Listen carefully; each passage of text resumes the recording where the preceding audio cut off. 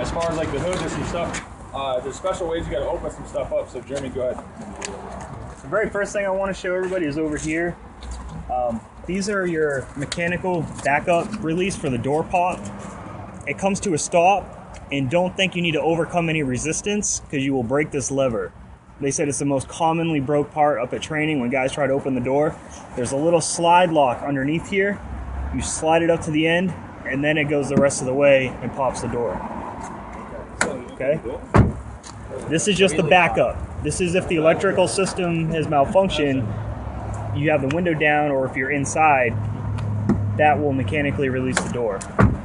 The main primary exterior is a finger switch in here, and there's a button right here when you're inside the car. So when you open this door, you basically got to stand to the side. Otherwise, you're gonna get hit in the face. Yeah, I mean, you can take a step back, and it goes straight up. It doesn't come out. So it doesn't open any wider than a regular swinging door. You know, how about Stand on the side. yeah, for a midget, The other thing, All right. How you pop the hood? and we should really never have a reason to do this unless they ask to be shown.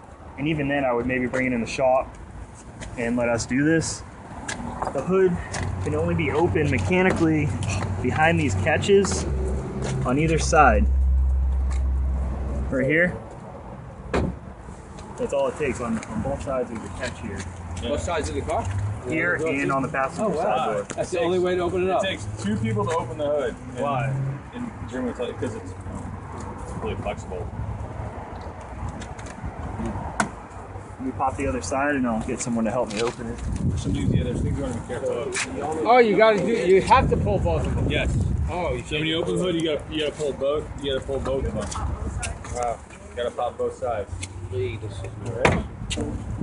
right. So then you need 2 people. Don't touch it. Yeah. Yeah, trust me. Because you can't just pull it up. You gotta lift it up and then tilt it up.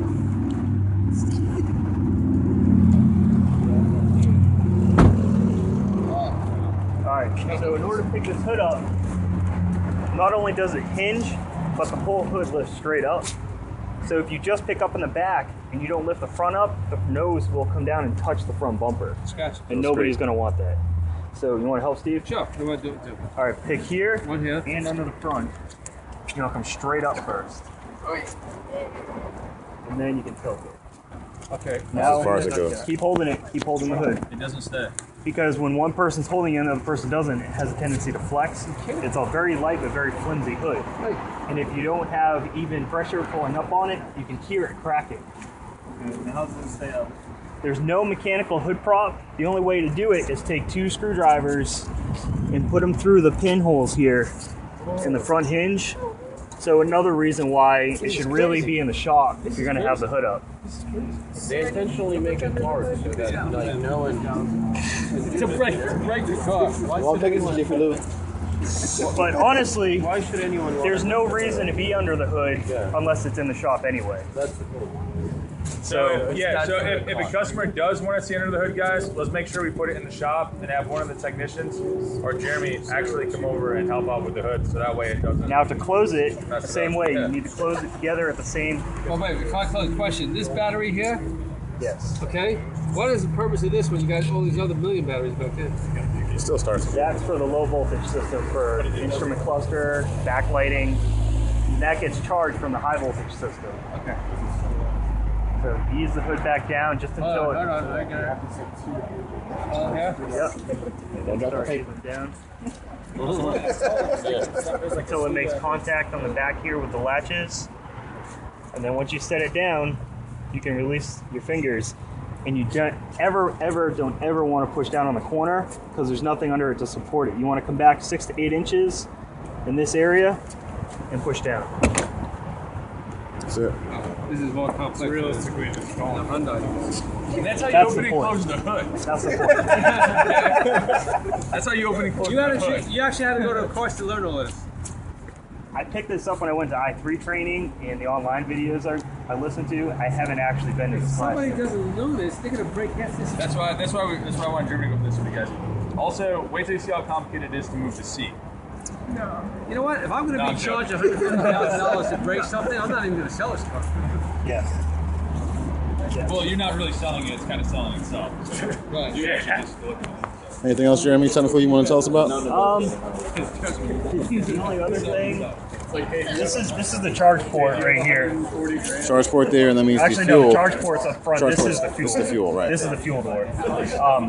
When you hit the refueling button to pop this door, it is a pressure tested tank system. So it it may has take to a second. depressurize the system before it'll let you open this cap. So that way, Okay. when you open it, it won't Right, squirt any right. fuel vapors in your face. So it's nothing to be alarmed if you hit the button in up to a minute and a half. In some cases, the door hasn't popped open yet. I got It's you. not a defect in the system. You just need to give it a time. It was to depressurize. To depressurize. Okay, good to know. Good stuff to know. Jeremy, how do you close it? Just close it with this handle? Should just pull that? Yeah, you just close it mechanically. Okay, watch it. Yep, close it with that handle and pull it down. And just give it yep. Sometimes the weight alone doesn't close it and latch it because it's a new seal. So you open it again with this, hit the button, and push open when you push out with the door, hit the button, and then pull it down really tight again. So you'll say if the battery dies, that will work. But you said this thing does the same thing. That's only if that battery The doesn't emergency. work. Okay, so that's like your eject button thing. Another thing too, behind here is, and don't quote me on this, it's supposed to be the mechanical release for the charging door. Okay, like in the i3s, they have Yeah. that release too. Just don't break. Yep, that's the same one on the i3. Yeah. So that is your emergency pop in order to. That's in case that door doesn't open. You know, there's an emergency one in the regular, BMWs too. Or you need it? I think that's all I got. All right, thanks, Jeremy. You got to go somehow take off that little component.